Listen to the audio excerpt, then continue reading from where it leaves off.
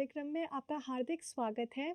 आपके अनेक प्रश्न लेकर हम उपस्थित होते हैं हर बार की तरह। आज हमारे साथ स्टूडियो में उपस्थित है दीदी मनोरमना जी।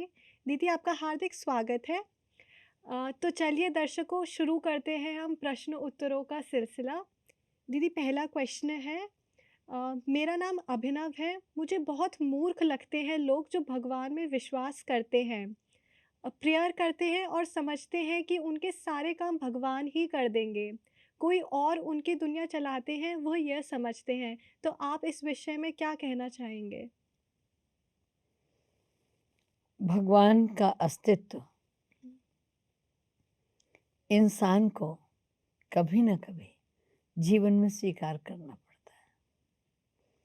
वो स्वीकार प्रत्यक्षतः करे अथवा परोक्ष रूप से करे। प्रायः ये देखा गया है कि मानव जब अपनी बाजुए कुव्वत को आजमा लेता है, अभिनव जी समझेंगे इस बात को, लेकिन तब समझेंगे जब थोड़े और आयु के कुछ कदम आगे बढ़ जाएंगे। मनुष्य जब अपनी सारी सत्ता आजमा लेता है, धन की, तन की, मन की, और वो किसी कार्य में सफल नहीं होता, तो उसे ऐसा लगता है कि काश कोई अपरोक्ष सत्ता होती जो मुझे मदद कर देती और मेरे इस समस्या का समाधान कर देती अथवा मुझे मेरी मंजिल दिला देती। इंसान सहज ही भगवान के दर पर नहीं जाता है। या तो वो इंसान भगवान के दर पे जाता है जिसके घर में प्रारंभ से ही वो माहौल रहा हो।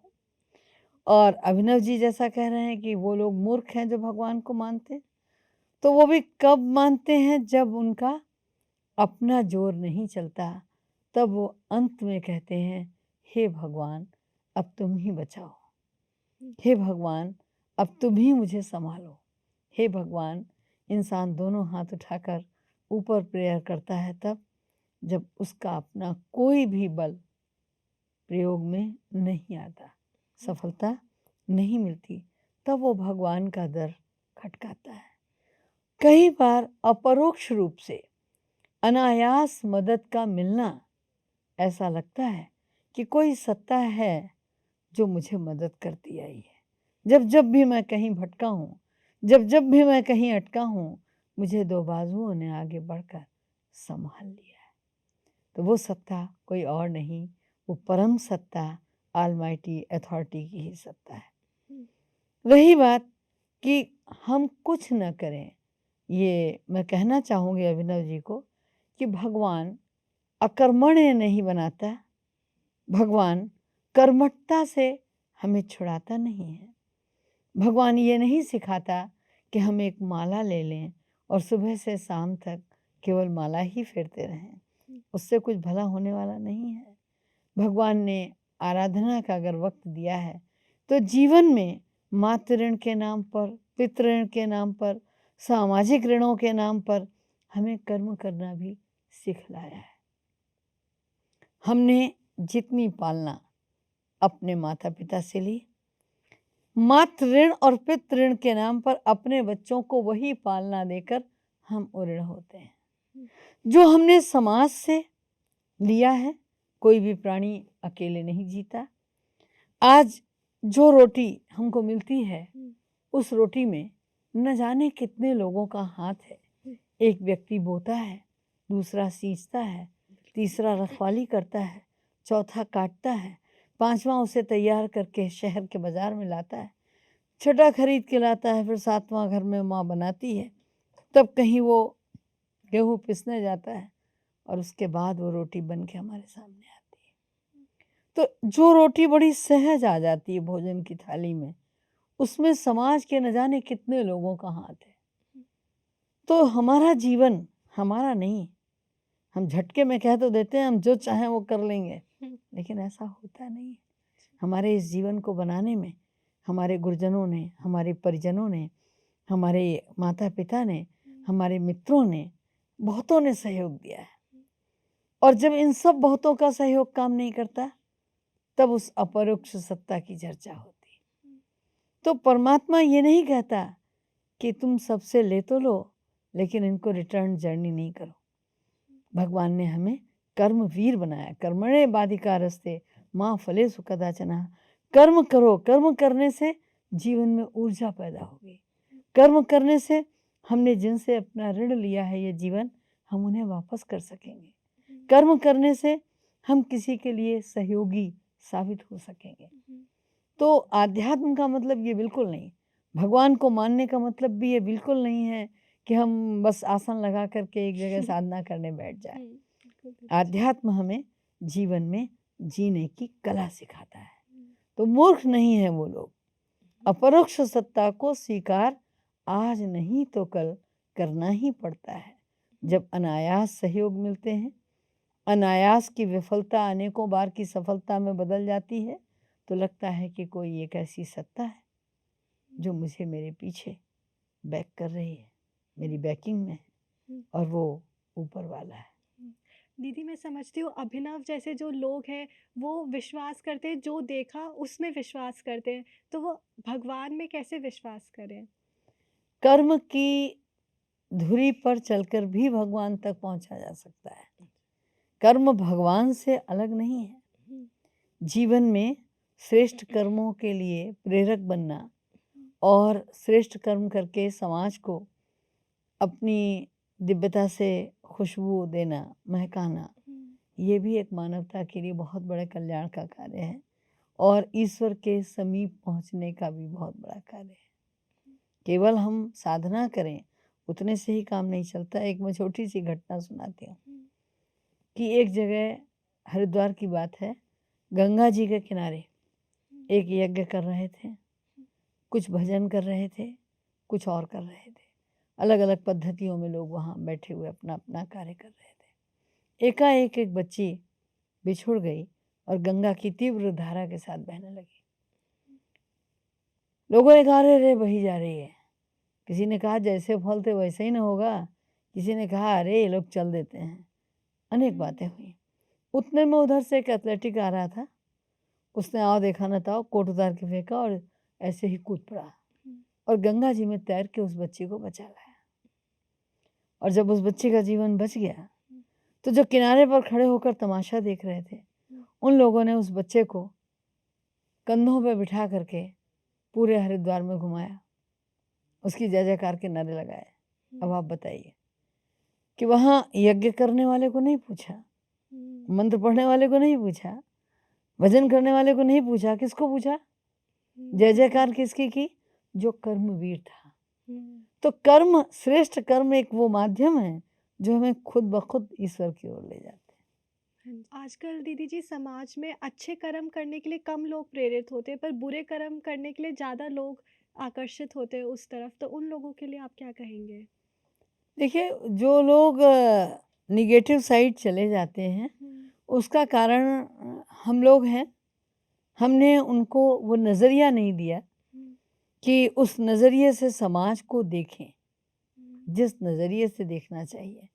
आज हम पूरी तरह से भौतिकवाद के शिकंजे में जकड़े हुए हैं।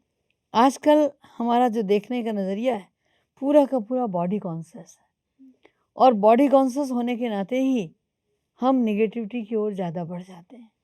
कुछ उसमें हमारा परिधान सहायक होता है, कुछ हमारे आज के फैशन की दिनचर्या समाहित होती है, कुछ हमारी आज की बोल्ड होने के नाम पर एक्टिविटीज़ निगेटिव होती हैं, और उन सब के कारण ही व्यक्ति निगेटिव की ओर बढ़ता है।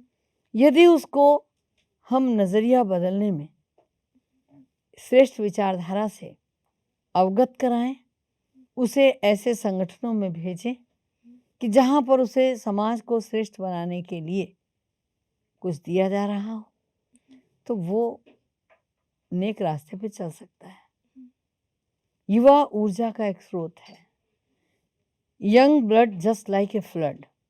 फ्लड जब आता है बहा ले जाता है अपने साथ सब कुछ, लेकिन उसी पानी को अगर आप प्रतिबंधित कर देते हैं तो उससे विद्युत उत्पन्न कर लेते हैं, उससे बहुत सारे रचनात्मक कार्य कर लेते हैं।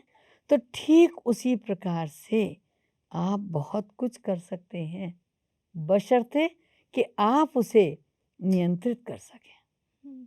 बात इतनी। हाँ जी दीदी। दिशा देने की।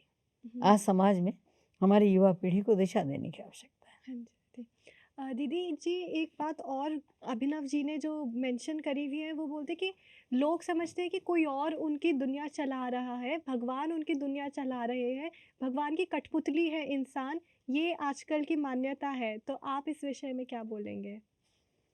देखिए, वो करण करावन हार है हुँ, और जैसा चाहता है वैसा कराता है, इसको दुनिया मानती है हुँ, और ये एक सिद्धांत है। हम भी जब इस बात को लेकर चलते हैं कि वो जगत नियंता हमसे जो कराना चाहता है, हम वही करते हैं।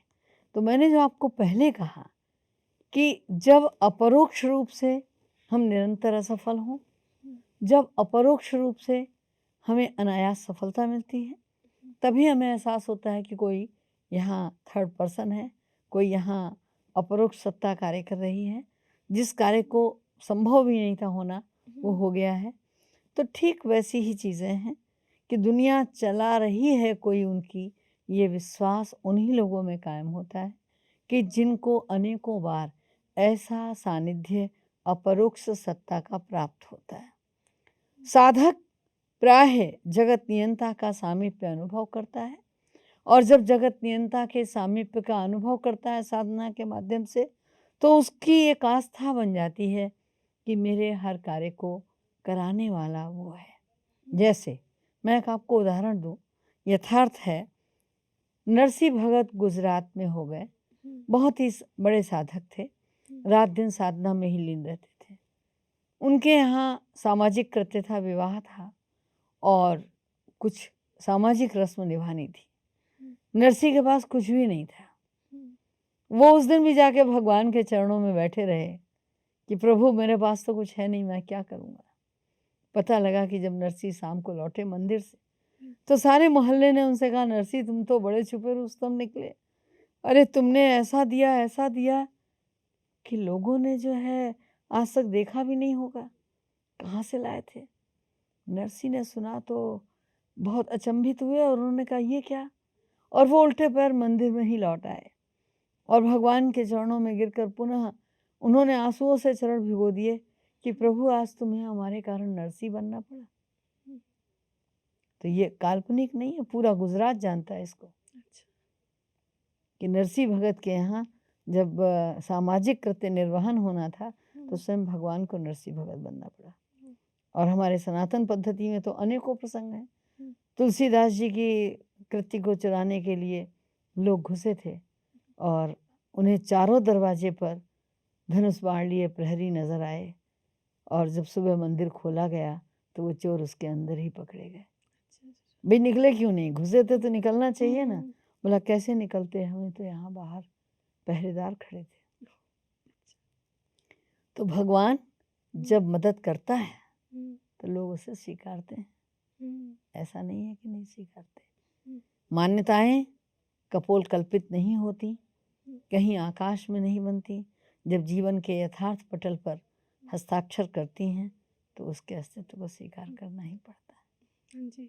और दीदी, कहीं न कहीं अंधश्रद्धा की बात नहीं उठती कि हम भगवान भरोसे बैठ जाएँ और सब कुछ उस पे छोड़ दें? मैंने कहा ना, भगवान ने कर्म को कभी मना नहीं किया, हुँ, भगवान पुरुषार्थ के लिए कभी मना नहीं किया। हुँ, यदि ऐसा होता तो अर्जुन को 18 अध्याय क्यों सुनाने पड़ते? हुँ, अर्जुन जब मोहवश संत्रस्त हो रहे थे, हुँ, कुरुक्षेत्र में खड़ा राष्ट्र के अर्जुन का रथ है, हुँ, तो उस समय जो ज्ञान दिया गया, हुँ, क्यों दिया गया कि उतरो मैदान में हुँ, और गांडीव उठाओ, हुँ, तुम्हारा कर्तव्य तुम्हें पुकार रहा है।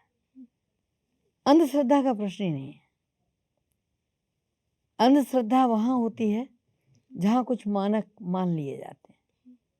यहाँ तो 2 दूनी 4 की तरह गणित के हुँ, प्रतिफल बार बार 4 ही आना है, हुँ, उस तरह से आध्यात्म सत्य को अनुगमन करता है। हुँ। दीदी, जो बिल्कुल नास्तिक होते हैं उनके लिए आप क्या कहना चाहेंगे? ना कर्म को मानते हैं, ना भगवान को मानते हैं। ये एक बहुत बड़ी थोथी कल्पना है। अपने आप को 10 बार ठोंक कर नास्तिक कहने वाला व्यक्ति भी किसी न किसी अस्तित्व को स्वीकार करता है। हुँ, अनायास कोई घटना उसके साथ घट जाए, उसके बाद उसकी प्रतिक्रिया देखिए तो उसके मूल अस्तित्व का पता लग जाएगा कि वो किसको स्वीकार करता है। दीदी जी, फिर आस्तिक और नास्तिक किसको कहेंगे? आस्था के साथ जगत नियंता में विश्वास रखने वाला आस्तिक कहलाता है। लोगों की अपनी अपनी परिभाषाएं हैं। कुछ रिचुअल्स में विश्वास रखते हैं, परंपराओं में, वो अपने को आस्तिक कहते हैं। कुछ अर्चना और वंदन में विश्वास रखते हैं, वो अपने आप को आस्तिक कहते हैं। माना जगत नियंता के प्रति एक आस्तिक वो है जो विश्वास लेकर चलता है, आस्था लेकर चलता है, वह आस्तिक कहलाता है।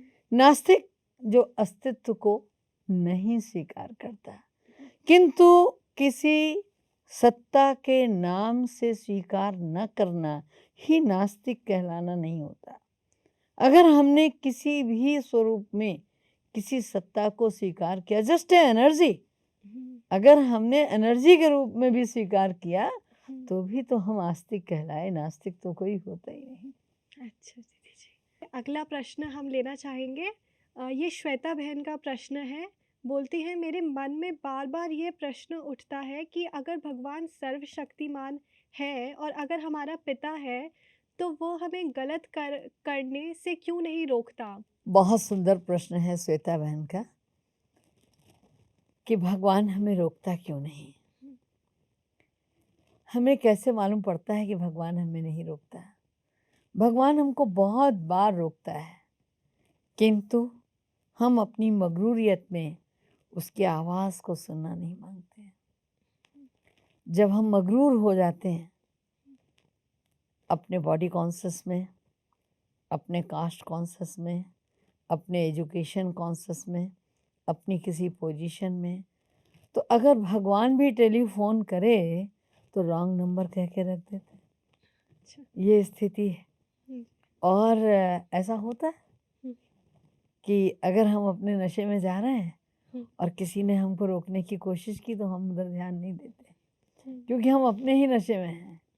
तो मनुष्य जब कुछ कर रहा होता है और उसे एक आध बार सफलता मिल जाती है, एक आध बार उसे मंजिल मिल जाती है, अगली मंजिल की तलाश में फिर चल देता है और वो समझता है कि मैं पा ही लूँगा, तो वो भगवान के प्रॉम्प्टिंग किए हुए डायलॉग को भी नहीं सुनता। गलत बोलने पर भी अगर हमें एक बार सफलता मिल गई तो हम फिर उसी शॉर्टकट से निकल लेना चाहते हैं। भगवान रोकता है, ऐसा नहीं है कि भगवान नहीं रोकता है, लेकिन कैसे रोकता है ये एक अलग बात है। एक भक्त से भगवान ने वादा कर लिया कहीं, बोला जब मैं बुलाऊंगा तुम आओगे? बोला हाँ आऊँगा। तो एक दिन नदी में डूबने लगा और बड़े उससे बोला भगवान बचाओ बचाओ, बुलाया उसने। नदी के किनारे लोग खड़े थे, उन्होंने 2-3 साड़ियाँ बांध के उसकी ओर फेंकी कि भाई पकड़ ले, हम खींच लें। बोला अरे जाओ, तुम्हारी साड़ी कौन पकड़ता है, मुझे तो भगवान बचाएगा। नहीं पकड़ा उसने, थोड़ा आगे बह गया था पानी के बहाव में और भगवान को निरंतर बुला रहा था। कुछ लोग खड़े थे, उन्होंने पेड़ की डाल को नीचे किया और बोला भाई तू डाल पकड़ ले, ऊपर आ जा। क्यों पकड़ लूँ, भगवान बचाएगा। कुछ आगे बढ़ा तो कुछ बच्चे खेल रहे थे, तो उन्होंने एक ट्यूब था भरा हुआ एयर से, उसको फेंका कि इसको पकड़ ले बच जाएगा, उसको भी नहीं पकड़ा। अंततोगत्वा उसने शरीर छोड़ दिया, डूब गया। ऊपर पहुंचा तो बोला भगवान तुमने बचाया नहीं, तुम बड़े दगाबाज हो, तुमने कहा था कि जब मैं बुलाऊंगा तो आओगे, क्यों नहीं आए? तो भगवान मुस्कुराए, बोले भाई मैं तो तेरे को 3-3 बार गया, तूने मेरी बात सुनी कहाँ? मैंने वो जो साड़ी फिकवाई थी लोगों से, तो किसने फिकवाई थी? मैंने ही तो फिकवाई थी। बोला वो जो मैंने पेड़ की डाल झुकवाई थी, तूने उसको भी नहीं पकड़ा। मैंने टायर फिकवाया था, ट्यूब फिकवाया था, वो भी तूने नहीं पकड़ा। मैं क्या कर सकता था? तो भगवान भी अपने कार्यों को किसी न किसी के माध्यम से अंजाम देता है। हम कितना रिसीव करते हैं डिपेंड ऑन मी, हमारा रिसीवर कैसा है इस पर निर्भर करता है। तो दीदी जी, उसके लिए माइंड क्लीन और क्लियर होना चाहिए या भगवान के साथ रिलेशन कैसे बनाए? बहुत ही सुंदर प्रश्न है आपका। माइंड क्लीन एंड क्लियर होना चाहिए। जैसे मौसम साफ होता है तो आपकी वेव्स मोबाइल बहुत अच्छी कैच करता है, या आप किसी की आवाज़ बहुत अच्छी कैच करते हैं। अगर मौसम खराब है तो आपके टावर काम नहीं करते हैं। ठीक उसी तरीके से हमारा भी माइंड का मौसम सही होना चाहिए। जितना क्लीन होगा, साफ सुथरा होगा, उसमें किसी तरह की नेटवर्किंग और नहीं होगी, तो भगवान के द्वारा भेजा गया संदेश हमारे मन की स्क्रीन पर एज इट इज़ नज़र आएगा। और अगर मौसम साफ नहीं, माना माइंड हमारा साफ नहीं है, क्लियर नहीं है, तो हम उसको नहीं कैच कर पाएंगे।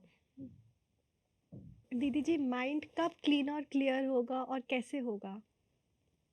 देखिए, क्लीन से तात्पर्य है स्वच्छ होना, हम्म, और क्लियर से है माना कोई अवरोध न होना। हम्म, तो स्वच्छता से तात्पर्य है कि जो भी चीज़ें विशेष हैं, जिनको हम लोग अपनी आध्यात्मिक भाषा में काम, क्रोध, लोभ, मोह, अहंकार इत्यादि कहते हैं, जिनको दूसरे शब्दों में मन की कलुषता कहते हैं, कि जब मन कलुषित होता है तो उसे हम क्लीन नहीं कहेंगे। और क्लियर की बात, जब क्लैरिटी की बात है, तो वो है नज़रिया एकदम हमारा वाइट होना चाहिए, सामने दृष्टिकोण स्पष्ट होना चाहिए। तो क्लीन और क्लियर के लिए अगर हम जानना चाहें कि कैसे होगा, तो हमें आध्यात्म के पथ का अनुगमन करना ही पड़ेगा। दुनिया में कोई वैक्यूम क्लीनर नहीं बना कि जो प्रेशर दे के मन को साफ कर देगा। मेडिटेशन एक ऐसी प्रक्रिया है कि जिसके द्वारा हम मन को साफ कर सकते हैं। सारी डस्ट हमारे मन की जो विकृतियों की है, चाहे वो लोभ की हो, चाहे वो मोह की हो, चाहे वो अहमन्यता की हो, उसको खींच लेने की क्षमता मेडिटेशन में है। तो वो क्लीन कर देता है। और जब जीवन में हम कुछ धारणाएं लेकर चलते हैं तो वो क्लियर रास्ता साफ कर देता है, क्योंकि आस्था का केंद्र बिंदु एक होता है, अनेक नहीं। सभी ने समझाया है सब तज एक भज। जब हम उस एक की शरण में जाते हैं, वैसे भी कहा है और संतों ने भी कहा है, एक है साधे सब सधे, सब साधे सब जाए। तो जब हम एक के साथ रिलेशन जोड़ लेते हैं, एक के साथ हमारा कनेक्शन सही होता है, तो क्लियर और क्लीन होता है। हाँ जी। और दीदी, किस प्रकार जोड़ा जाए उस एक परमात्मा के साथ? मेडिटेशन अच्छा। प्रोसीजर जो है वो मेडिटेशन ही है। हाँ जी। अगर हमें उससे संबंध जोड़ना है तो हमें राजयोग को जीवन में स्थान देना पड़ेगा, हाँ जी दीदी। अभ्यास करना पड़ेगा, परिणाम स्वतः सामने आ जाएंगे। श्वेता जी, मैं समझती हूँ आपको अपने प्रश्न का उत्तर मिला होगा। मनोरमा जी, आपने बहुत प्यारी प्यारी स्टोरीज भी बातचीत में डाली। वेलकम। आपका बहुत बहुत धन्यवाद। तो दर्शकों, हम अगली कड़ी में और आपके प्रश्न लेकर उपस्थित होंगे। तब तक के लिए नमस्कार।